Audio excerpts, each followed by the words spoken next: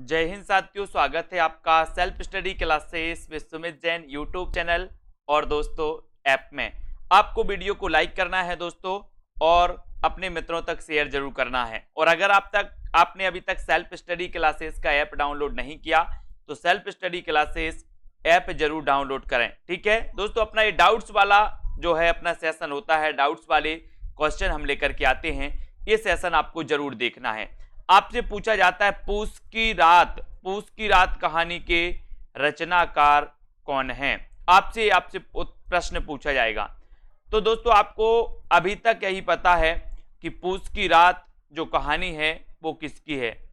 तो अगर आपसे बनता है तो आपका बिल्कुल सही आंसर यहां पर आना चाहिए और उत्तर हो जाता है क्या, प्रेमचंद, है ना। ये आपने पढ़ा है, पूस की रात की रचनाकार कौन है, प्रेमचंद। ये तो लगभग सभी लोगों को पता होगा।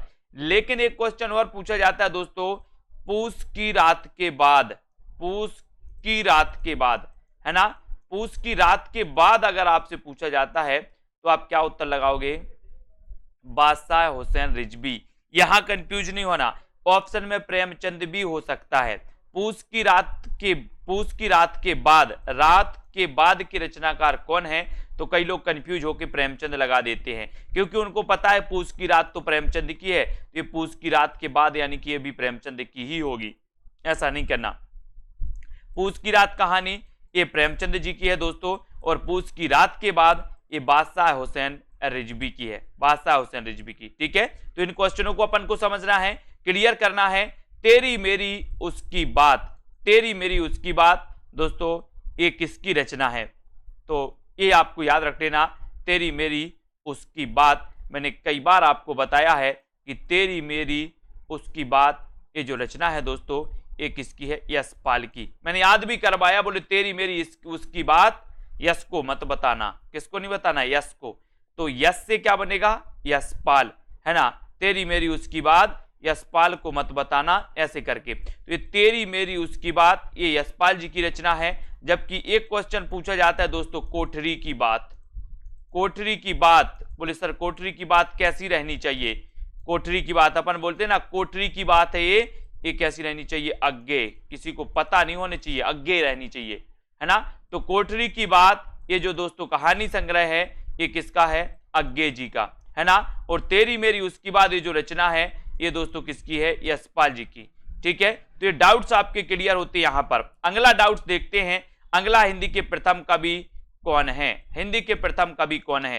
तो नॉर्मल सा क्वेश्चन है दोस्तों, आपको सभी को पता है कि राहुल सांकृत्य ने हिंदी का प्रथम कवि माना सरहपाद को, सभी को पता है। लेकिन डाउट्स क्या है वो देखो, डाउट्स क्या है, हिंदी की प्रथम रचना कौन सी है, बोले सर श्राप का चार।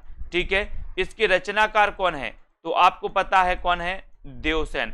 इसके रचनाकार कौन है, देवसेन। और हिंदी के प्रथम कवि कौन है, सरहपाद। जब आपसे पूछा जाता है हिंदी की प्रथम रचना कौन सी है तो आता है उत्तर श्राप का चार। इसके रचनाकार कौन है, देवसेन। और जबकि हिंदी के प्रथम कवि कौन है, सरहपाद। बोले सर ये हिंदी के प्रथम कवि हैं और ये हिंदी की प्रथम रचना है ना, ऐसा कैसे हो सकता है। तो आपको याद रख लेना कि सरहपाद ने हिंदी का सर्वप्रथम प्रयोग किया था, ना कि कोई रचना लिखी थी, इसलिए इन्हें हिंदी का प्रथम कवि कहा गया। और हिंदी की जो प्रथम रचना लिखी थी वो देवसेन ने लिखी थी, इसलिए श्राप का चार को हिंदी की प्रथम रचना कहा गया। तो हिंदी की प्रथम रचना श्राप का चार, देवसेन कृत 933 ईस्वी की मानी जाती है दोस्तों।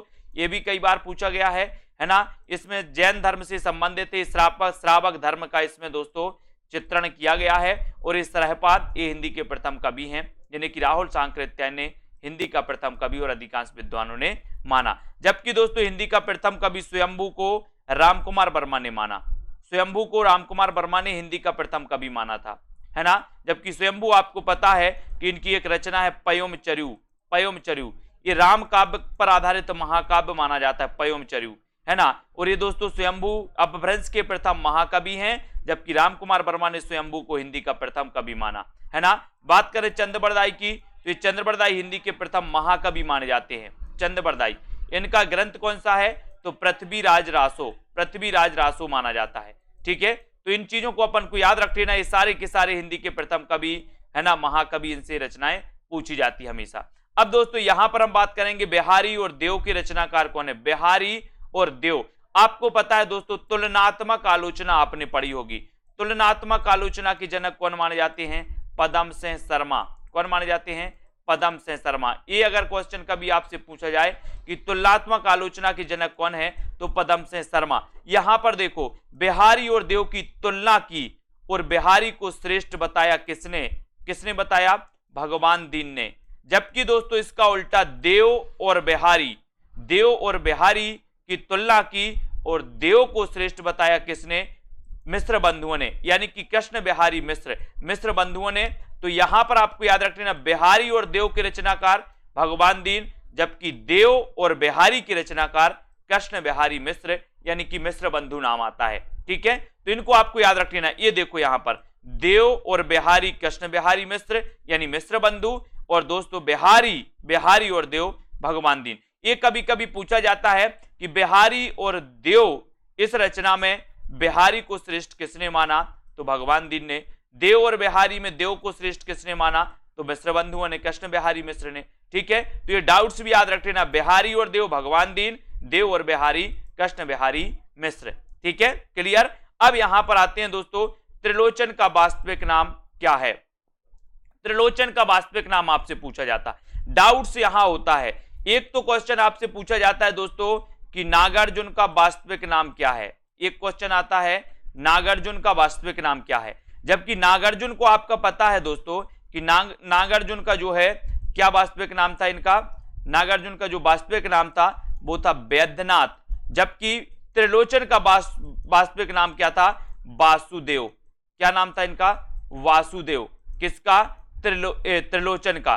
त्रिलोचन का वास्तविक नाम था वासुदेव और नागार्जुन का वास्तविक नाम था वैद्यनाथ। और ये नागार्जुन आपको पता है यात्री नाम से लिखते थे, यात्री नाम से मैथिली में, है ना। तो ये भी आपको याद रख लेना। तो नागार्जुन का वास्तविक नाम क्या था? वैद्यनाथ। ठीक है, और त्रिलोचन का वास्तविक नाम क्या था? तो वासुदेव, है ना। यहां से क्वेश्चन कई बार पूछे जाते हैं। हरिऔध को अपन जानते हैं, अयोध्या से उपाध्याय हरिऔध, इनका ग्रंथ महाकवि, ये प्रथम दोस्तों हिंदी खड़ी बोली के प्रथम महाकवि माने जाते कौन? हरिऔध जी, है ना। इनका हिंदी खड़ी बोली का जो दोस्तों आप जानते हैं खड़ी बोली का प्रथम जो महाकाव्य है वो कौन सा है? प्रिय प्रवास। कौन सा है? प्रिय प्रवास। तो हरिऔध जी, इनका महाकाव्य प्रिय प्रवास खड़ी बोली का प्रथम महाकाव्य है। ये भी क्वेश्चन कई बार पूछा जाता। तो यहां पर डाउट्स अपना था कि त्रिलोचन का वास्तविक नाम वासुदेव और नागार्जुन का वास्तविक नाम क्या था? वैद्यनाथ।